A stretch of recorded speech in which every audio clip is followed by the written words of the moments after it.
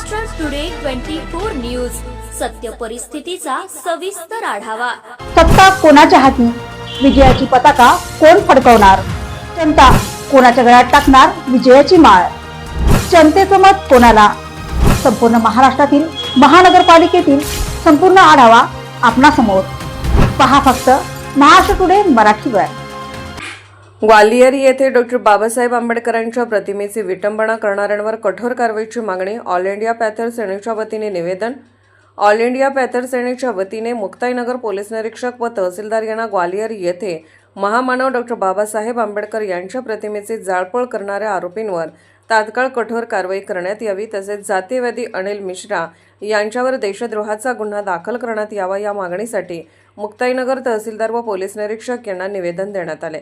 यावेळी जिल्हाध्यक्ष लखन पानपाटील, उपजिल्हाध्यक्ष अजय शेलार, जिल्हा सचिव सागर बावस्कर, समाज बांधव चेतन झणके, सोशल मीडिया अध्यक्ष समीर गाढे, बोदवड तालुका अध्यक्ष अतुल धुरंदर, अमर म्हणसाने उपस्थित होते। प्रतिनिधी यज्ञेश्वर पाटील।